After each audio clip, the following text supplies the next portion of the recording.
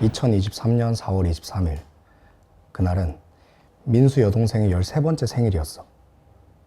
하지만 가장 환하게 웃고 있어야 할 그날이 민수와 민수 여동생에게 평생 지워지지 않을 상처가 돼. 왜? 무슨 일이 있었나? 한번 받아볼래? 여보세요? 님 아드님 되시죠? 아버님이 지금 마포경찰서에 계십니다. 지금 마포경찰서로 와주세요. 자, 지금부터 그 이야기를 들려줄게. 때는 2023년 4월 23일, 민수 여동생의 생일이었어. 하지만 생일을 챙겨줄 사람은 민수밖에 없었어. 어머니는 투병 중이셔서 병원에 계셨고 아버지는 자주 집을 비우셨거든. 20살 민수는 어린 동생이 안쓰러워 있는 돈 없는 돈 끌어모아 동생이 그렇게 노래를 부르던 수제버거를 먹으러 갔어. 수제버거를 먹던 민수는 경찰서에서 걸려온 전화를 받게 돼. 아버지의 죄명은 횡령죄, 사기죄, 배임죄, 한마디로 경제사범이야. 그렇게 아버지는 수감되었어. 그럼 이제 어떡해? 민수랑 민수 여동생은 아직 어리고 어머니도 편찮으시잖아. 맞아. 그러나 여기서 끝이 아니야. 또 뭐가 있어? 아버지가 수감되고 4개월 뒤 어머니도 결국 긴 투병 끝에 돌아가셨어. 그럼 민수는 어머니랑 아버지 없이 동생이랑 함께 살아나가야 되는 거야? 맞아. 여동생의 1년에 한 번뿐인 생일날 민수와 민수 여동생은 스스로 삶을 책임져야 하는 상황이 온 거야. 그럼 앞으로 어떡해? 민수 여동생은 13살밖에 안 됐고 20살밖에 안 된 민수가 이 모든 걸 감당해야 되는 거야? 민수는 자신의 감정을 추스를 새도 없이 바로 산더미같이 쌓인 일들을 해결하기 시작했어. 우선 대학교에 휴학을 신청하고 어머니의 장례 절차를 마무리하고 상속 절차, 긴급 생계비 등 해결해야 하는 일들을 하나둘씩 처리하기 시작했어. 20살밖에 되지 않은 어린아이가 감정도 다 추스르지 못한 채로 많은 일을 처리했어.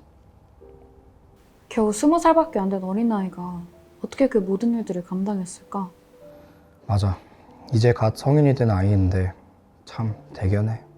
자신을 위해서 그리고 자신의 동생을 위해서 민수는 책임감을 원동력으로 또 동기부여로 삼고 모든 상황을 이겨냈어. 민수가 동생한테 늘 해주는 말이 있어. 네가 어떤 길을 걸어가도 항상 오빠가 지지해줄게. 가끔은 부족할지도 모르지만 오빠가 네 옆에서 언제나 함께하니까 두려워 말고 앞으로 나아갔으면 좋겠어. 시간이 조금 지난 지금 민수랑 동생에게는 든든한 지원군이 생겼어. 누군데? 바로 아동복지 실천의 세움이야. 세움이 뭐야? 세움은 수용자 자녀와 가족을 세상의 중심에 세우고 함께 걸어가기 위해 2015년에 설립된 아동복지 전문단체야. 성장 지원비나 긴급 지원비 같은 경제적 지원은 물론 심리상담과 법률 지원까지 수용자 자녀들이 겪는 어려움을 다방면에서 돕고 있어. 그럼 민수랑 민수 여동생은 세움을 통해 어떤 도움을 받은 거야? 민수와 동생은 세움에서 미술치료와 심리상담을 받았어. 전문적인 미술치료와 심리상담을 받으며 점차 속마음을 표현하는 것이 자연스러워졌대. 이후 민수는 세움에서 하는 당사자 청년 자문단 활동에 참여하게 돼. 당사자 청년 자문단은 세움 안에서 성장하여 청년이 된 수용자 자녀 당사자 모임이야. 처음엔 아버지의 수감 사실을 밝히는 것이 부담스러워서 이 모임을 피하고 싶었대. 하지만 이 모임을 참여하며 자신과 같은 아픔을 가진 친구들과 대화하고 또 자신들의 이야기를 담은 책을 집필하는 활동을 하며 민수는 자신의 아픔을 점차 위로받기 시작했어.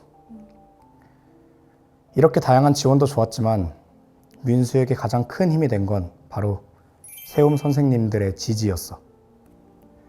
청소년기에는 누군가 나를 끝까지 믿어준다는 사실 자체가 큰 위로가 되잖아.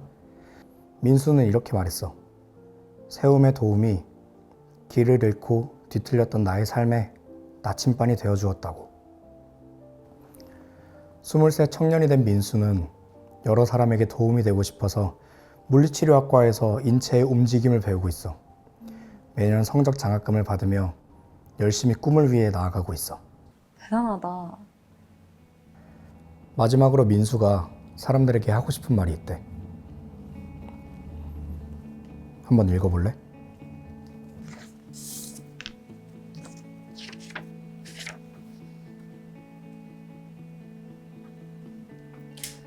지금도 각자의 인생을 각기 다른 농도로 살아가고 있는 사람들에게 하루하루 인생의 모든 순간을 치열하고 책임감 있게 살았으면 좋겠다. 내가 말하는 치열과 책임은 사람들이 알고 있는 보편적인 의미와 조금 다르다. 나는 꼭 일을 열심히 하고 무언가를 배우고 공부하는 것만이 치열하다고 생각하지 않는다. 밥을 먹고 친구들과 즐겁게 놀고 가족과 이야기하는 평범하고 일상적인 이 하루를 내가 진심으로 보고 느끼고 맛봤다면 나는 이것 또한 치열하고 책임감 있게 사는 거라고 생각한다.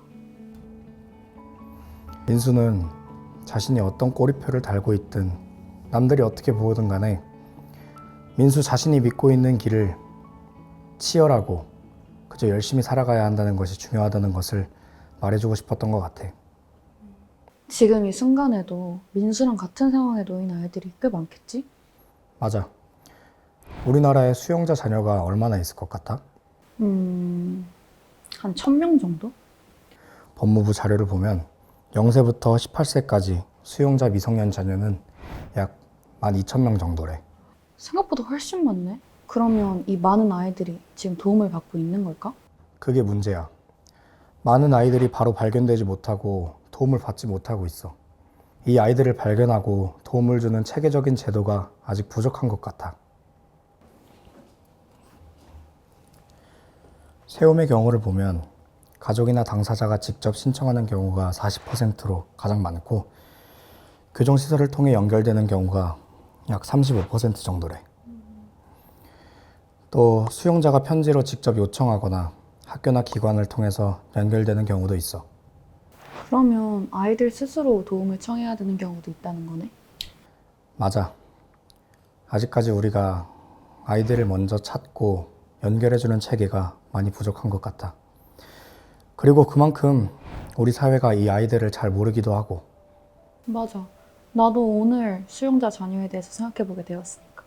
그래서 그 사이를 연결해주는 역할이 필요한 거야. 세움처럼 말이야. 우리가 조금만 더 관심을 가지면 민수 같은 아이들에게 방향을 제시해주는 작은 나침반이 되어줄 수 있지 않을까?